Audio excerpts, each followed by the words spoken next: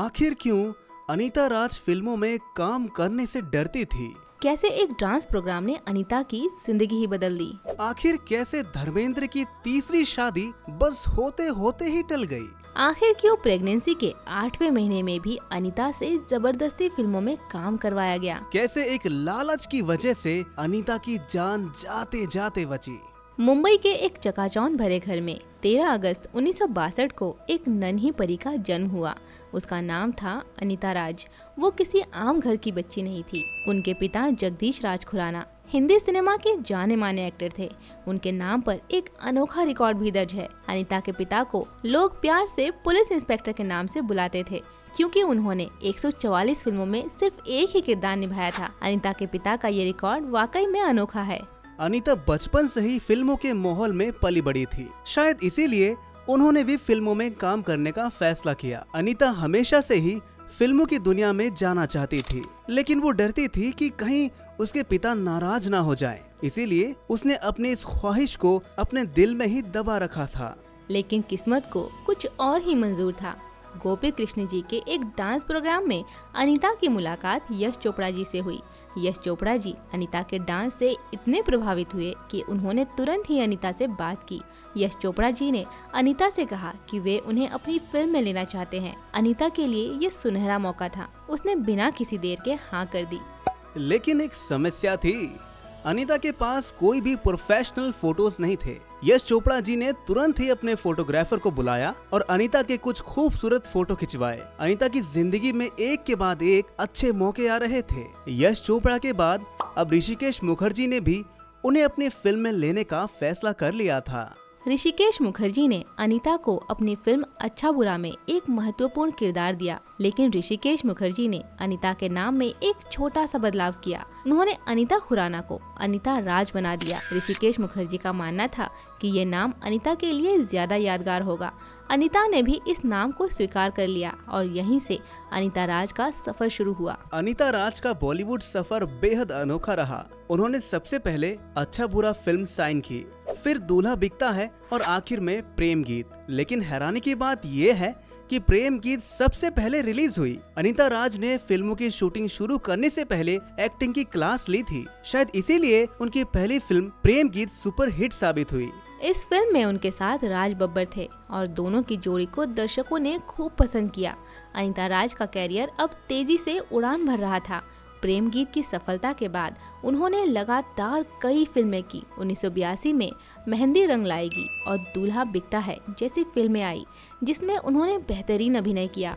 लेकिन क्या आप जानते हैं कि अनीता राज एक समय में इतनी व्यस्त थी कि वो एक दिन में 3 फिल्मों की शूटिंग करती थी। इतना काम करने के बावजूद अनीता ने कभी अपनी एक्टिंग पर समझौता नहीं किया। उन्होंने हर किरदार को बखूबी निभाया और दर्शकों का दिल जीत लिया।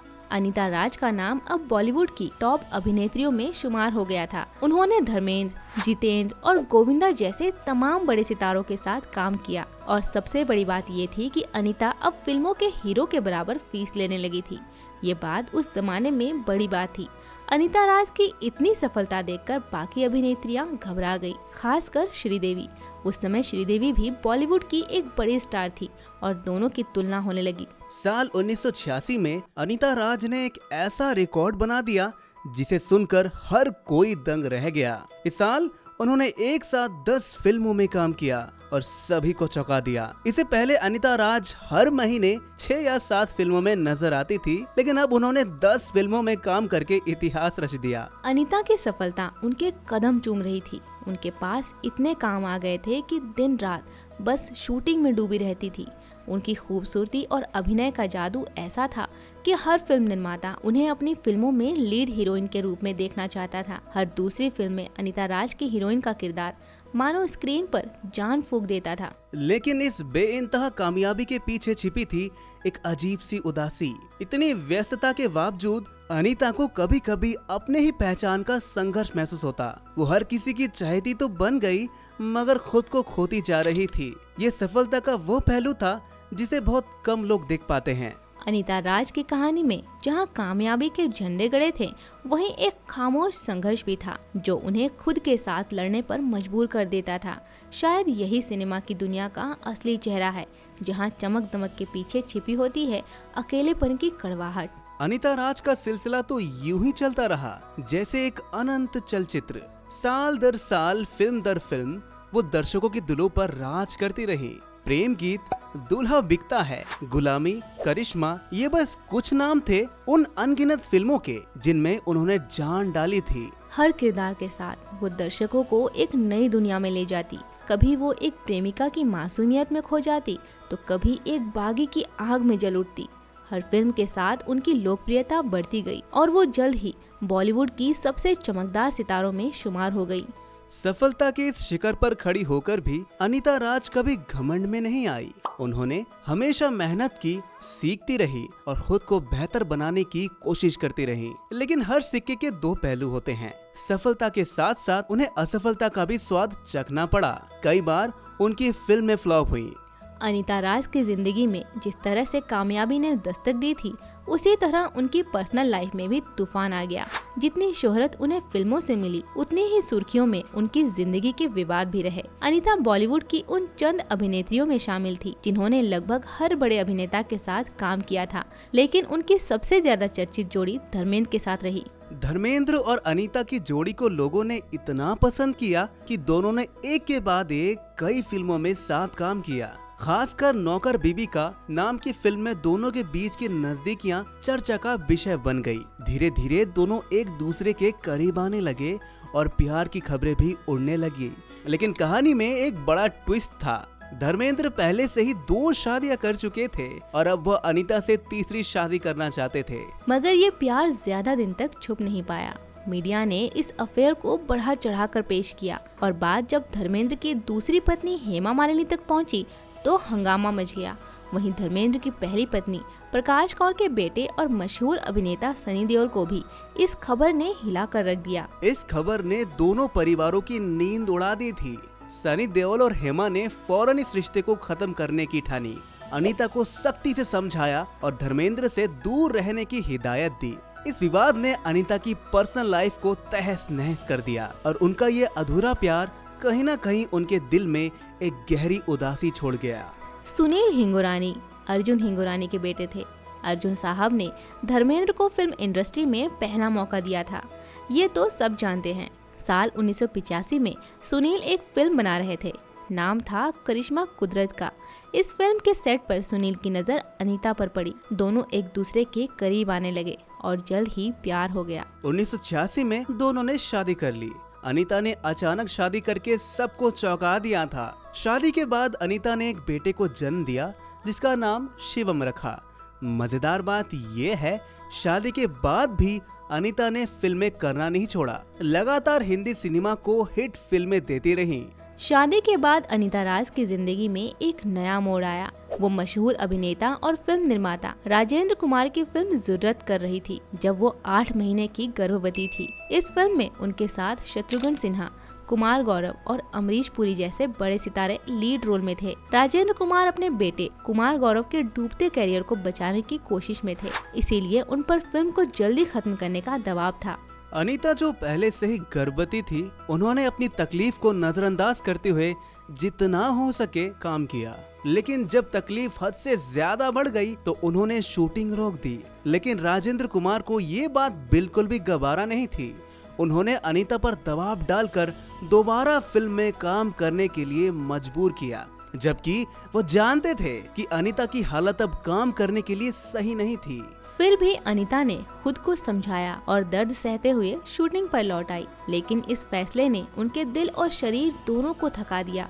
आखिरकार ये सवाल अब भी खड़ा था, क्या ये फिल्म और इसके लिए दी गई कुर्बानियों ने अनीता को वो मुकाम दिलाया जिसकी वो हकदार थी, या फिर ये सिर्फ एक और दर्दनाक कहानी बनकर रह गया। सेट पर एक सन्नाटा छा गया जब अनीता फिसलकर जमीन पर गिर पड़ी। उसका पेट जोर से टकराया और दर्द से उसकी चीख निकल गई। हॉस्पिटल में डॉक्टरों ने जान बचाने की तमाम कोशिशें की। नन्हा शिवम तो बच गया, लेकिन अनीता की हालत नाजुक बनी रही। कुछ दिनों बाद जब अनीता होश में आई तो राजेंद्र कुमार उसके कमरे में खड़ा था। उसके चेहरे पर चिंता की बजाय बेचैनी साफ झलक रही थी। उसने अनीता से जल्द शूटिंग शुरू करने की बात की। अनीता हैरान रह गई। अनीता को ये सब सुनकर यकीन ही नहीं हुआ कि कैसे कोई ऐसी हालत में शूटिंग कर सकता है। खैर 2012 में अनीता फिर से अचानक सुर्खियों में छा गई, लेकिन इस बार वजह कुछ और थी। उनके पति सुनील पर एक महिला से छेड़छाड़ और जान से मारने की धमकी का गंभीर आरोप लगा। मामला काफी बड़ा, खींचतान हुई और अंत में किसी तरह शांति बनी। लेकिन कहानी यही खत्म नहीं हुई। इन सारे दुखों ने अनीता की जिंदगी में तूफान ला दिया, लेकिन वक्त के साथ वो धीरे धीरे संभलने लगी। मुश्किलों के इस दौर ने उन्हें और भी मजबूत बना दिया और आज वो फिर से अपनी पहचान और ताकत के साथ खड़ी हैं। अनीता राज ने अपनी जिंदगी में कई उतार चढ़ाव देखे थे, लेकिन उसने कभी हार नहीं मानी। उसने हमेशा मुस्कुराते हुए जिंदगी का सामना किया।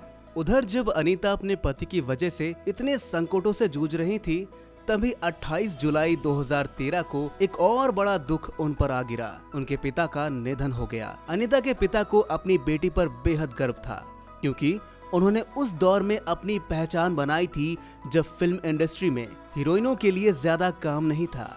कुछ समय बाद उनकी सोसाइटी के लोगों ने सुनील पर फंड्स में 1 करोड़ की हेराफेरी का आरोप लगा दिया। इस आरोप के चलते पुलिस ने उन्हें गिरफ्तार कर लिया। हालांकि थोड़े समय बाद उन्हें जमानत मिल गई, लेकिन इस घटना ने अनीता को अंदर तक झकझोर कर रख दिया। मीडिया ने अनीता पर सवालों की बौछार कर दी, उनकी इमेज को ठेस पहुंचाई और बुरी बातें कहने का सिलसिला शुरू हो गया।